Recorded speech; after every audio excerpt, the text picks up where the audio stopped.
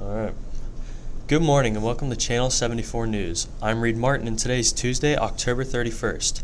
Not only is today Halloween, it's the first day of the second marking period. And I'm Danny Reinhardt. Reed, we aren't really dressed for Halloween, are we? I guess we aren't. Let's do something about that. There, that feels better. Now it feels like Halloween. Don't forget to vote for your favorite teacher costume at lunch today. All money raised helps restock the Paw Pantry. Yesterday, Sasha said goodbye to teacher Miss Jody Shoemaker. She taught school for over 23 years, and reporter Justin Horn spoke with Miss Shoemaker on her last day. Here's that report. Thanks, Reed. I'm here with Sasha's special education teacher, Mrs. Shoemaker. Thanks for joining us today. Hey, thanks for letting me say goodbye to everyone. After 23 years of teaching, today is your last day. How does that feel?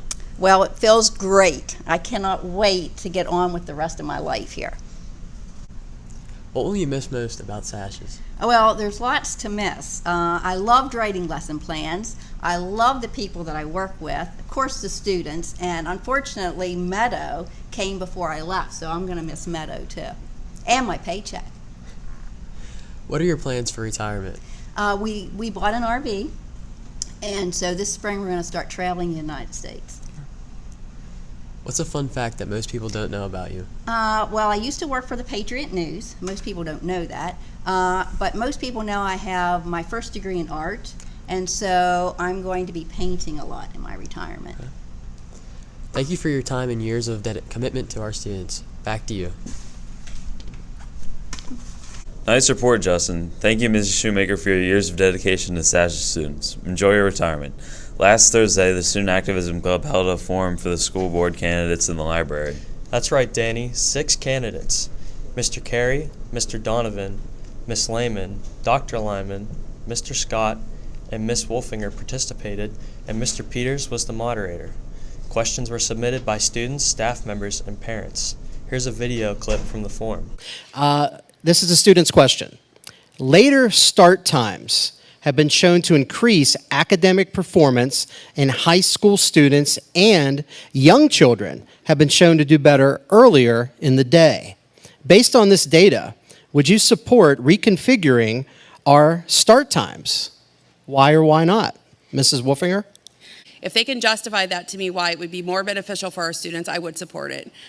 Myself, I've done research because I've actually had this conversation with some board members about this very subject. And I do know, we have a huge amount of children that are suffering with mental health issues directly linked to sleep and their lack of. Personally, I could see benefits of it.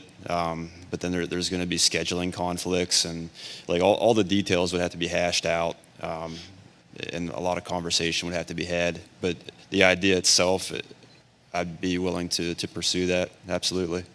Really, the idea of extra sleep, the students working in their peak hours, I think that's phenomenal. But I think we have to look around at what districts are doing around us, because you would run into scheduling conflicts with, say, extracurriculars and other things like that. Then you run into parents' schedules, their work schedules. Getting younger kids to school earlier, that might be harder for us, as working parents. It has to at least be looked into and explored, and as she said, what are other districts doing, what other success rates do you see? You want to do a little more homework. About the only feedback or blowback I think you might get is child care, and maybe parents going, oh, that doesn't fit my work schedule. But you try to do what's best for the kids, so it at least has to be explored. I don't like getting up in the morning early, but the situation is what the administration says. I mean, I'm not here every day. I don't see what they do. Whatever administration advises, then they can show, as the other board member said, they can show that it's necessary, then we should do it. Or if not, we don't do it. But I do believe that it would be beneficial, especially for our older students and our younger kids get up that early anyway. It's the teenagers that sleep all the time. So, right? Teenagers? Yes, I see lots of nods over there. So I think it's a sound proposal, but it would take a lot of work to get it right.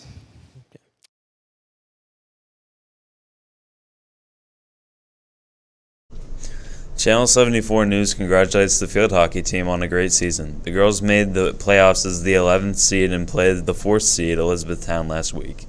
They lost a tough game 2-1, but congrats again for your season. And finally today, congrats to the Students of the Month. In 9th grade, Sally Thau and Adna Pakavar. In 10th grade, Caleb Hauser and Alyssa Amadou. In 11th grade, Sierra Myers and Sandia Nepal. And in 12th grade, Isaac Crumlick and John Gleason. Thanks for watching. We'll see you on Thursday, and as always, One take. Stay classy, Shippensburg! We should keep this on camera as us doing this. someone's gonna ask though, like, A little in the back. There, yeah, it gets Velcroed in the back here. There, just pull it down so you can see. There you go.